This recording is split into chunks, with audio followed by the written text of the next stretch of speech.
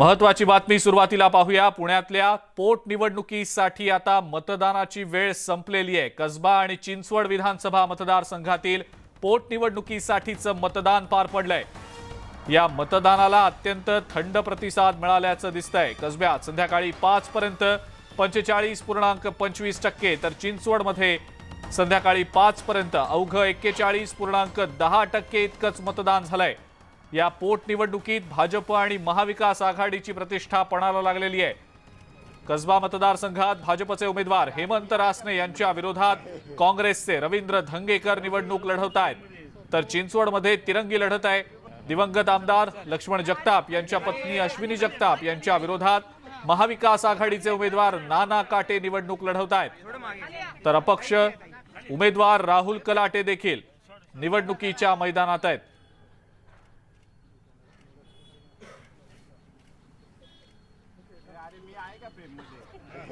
पोटनिवडणुकीच्या मतदानासंदर्भातली अपडेट आता आपण जाणून घेणार आहोत। आपल्या सोबत आपले प्रतिनिधी चंद्रकांत फुंदे आणि गोविंद वाकडे सध्या जोडले गेलेले आहेत। सुरुवातीला चंद्रकांत, आपल्यापर्यंत येतो। मतदानाला कसबा मतदारसंघातल्या अत्यंत थंड प्रतिसाद मिळाल्याचं दिसतं आहे।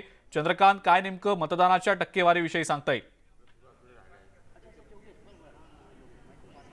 अजिंक्य, 5 वाजता 45.45 एवढी टक्केवारी आहे। म्हणजे 25 साधारण त्या तिथून पुढचा 1 तास जरी धरला ती फायनल आकडेवारी येईलच, पण साधारण 3 ते 5%, 5% नाही वाढणार, 3%, म्हणजे 50%च्या आतच ही टक्केवारी राहिलेली आहे। 2019ला ही टक्केवारी 49% होती।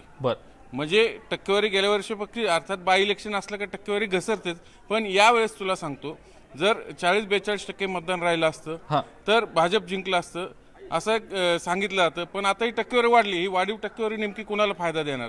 मग भाजपचे लोक हे सांगतात की आम्ही उरलेले 10% आम्हीच बाहेर काढलेले आहेत, मग अगदी सगळ्या युक्त्या वापरून। त्यामुळं ही ज्यावेळेस इलेक्शन जाहीर झाली ना, त्यावेळेस इथं भाजपची सीट धोक्यात होती असे सर्वे सांगत होते, म्हणून भाजपने उमेदवार बदलला, कारण अँटी इन्कम्बन्सीचा खूप मोठा फटका बसत होता।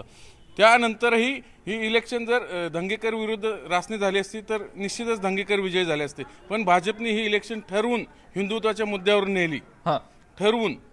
त्याचा निश्चितच भाजपला इथं फायदा होताना दिसतो। त्यामुळे भाजपची जी मंडळी आहे ते सांगतात ठामपणे आम्ही विजयी होणारच, कारण त्यांनी ज्या पद्धतीने मतदान घडून आणलेलं आहे, वाढीव टक्केवारी हा आमचाच आहे असं त्यांचं दावा आहे। म्हणून ह्या कसब्याच्या निकालाकडे सगळ्या देशाचं लक्ष अशासाठी लागले, कारण इथं जर भाजप पराभूत झालं, हे भाजपचं नाक समजलं जातं, हिंदुत्व कसबा हा हिंदुत्ववाद्यांचा समजला जातं असं फडणवीस स्वतः म्हणलेले आहेत। इथं जर हार पत्करावी लागली भाजपला, ती खूप मोठी नामुष्की राहिली असती। म्हणून फडणवीसांनी स्वतःची टीम इथं लावली होती। गेली आठवडाभर तळ ठोकून होते। प्रसाद लाड, प्रवीण दरेकर, गिरीश महाजन, रवींद्र चव्हाण, ही सगळी फडणवीसांची टीम इथं तळ ठोकून होती। त्यांनी स्वतः लक्ष घातलं, मायनॉरिटी लेवलला, अगदी मायन्यूट लेवलला सगळं लक्ष घातलं, म्हणजे व्यवस्थापन केलं आणि सगळे मतदार बाहेर काढलेत, कार्यकर्ते कामाला लावलेत, साम दाम दंडभेद सगळ्या युक्त्या वापरल्या त्या इलेक्शनमध्ये भाजपने।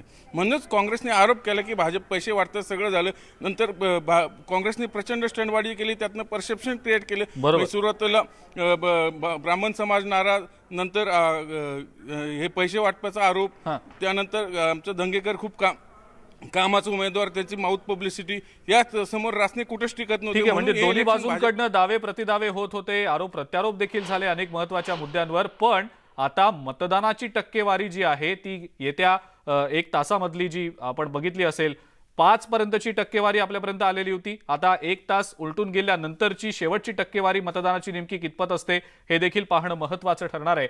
कसब्याचा आढावा आपण घेतला, चिंचवड मतदारसंघातली स्थिती नेमकी काय हे पाहूया। गोविंद वाकडे आपले प्रतिनिधी आपल्या सोबत आहेत सध्या।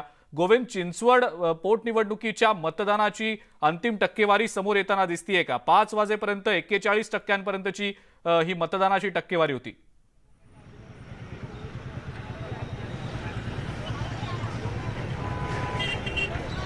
अर्थातच 41.6% ही मतदानाची टक्केवारी आतापर्यंत जी अधिकृत माहिती आली आहे त्यानुसार आपल्याला कळते आहे। आणि आपण आता बघतो आहोत की आत्ता जे आहे 510 एकूण मतदान केंद्र आहेत आणि ती सर्वच्या सर्व आता त्याचे जे मेन डोअर आहेत ते बंद करण्यात आलेले आहे आणि कुणालाही मतदानासाठी आत सोडलं जात नाही आहे। रविवार असल्यामुळे काही प्रमाणामध्ये लोक जे आहेत ते उशिरा मतदान करण्यासाठी निघाले होते. मात्र अनेक मतदारांना आता त्या आपल्या मतदानापासून आपल्या हक्कापासून वंचित राहावं लागणार आहे.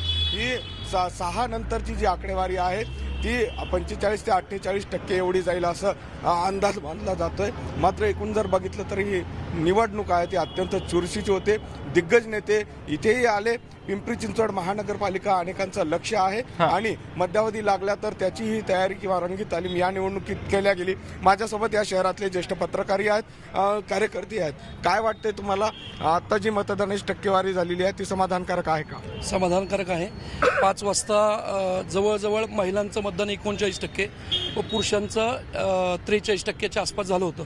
तर 6चा ज्यावेळेस ते क्लोज झाले त्यावेळेचा आकडा अजून तरी अधिकृत आलेला नाही आहे. अजून जे आतमध्ये त्यांचं मतदान चालू आहे तर तो येईल, पण समाधानकारक आहे. पण तुम्हाला काय वाटते, ही मतदानाची टक्केवारी वाढली तर काय निर्णय बदलू शकतात की चुरस कायम राहील? निवडणूक तिरंगी राहिलेली आहे. मतदानाची आकडेवारी वाढताना दिसते. आता 5 वाजेपर्यंत 41% आपण म्हणतोय, पण हा आकडा 48 पर्यंत पण जाऊ शकतो आणि महिलांचं मतदान जास्त असल्या कारणाने निकालामध्ये त्याचा फरक जाणवून येईल. अर्थातच सहानुभूतीची लाटही होती आणि तेही कुठेतरी बघायला भेटलं. आपल्यासोबत पत्रकारात काय वाटते तुम्हाला, हे निकालावर काय परिणाम असेल? या 50%च्या वर जाणं अपेक्षित होतं ही सगळी टक्केवारी. नाही, आपण जर पोटनिवडणुकांचा विचार केला तर आपल्याला असं लक्षात येईल की 30 ते 35% आसपास पोटनिवडणुकांच्या आतापर्यंत मतदान आहे. परंतु चिंचवड विधानसभा याला आपण अपवादच म्हणायला काही हरकत नाही आहे.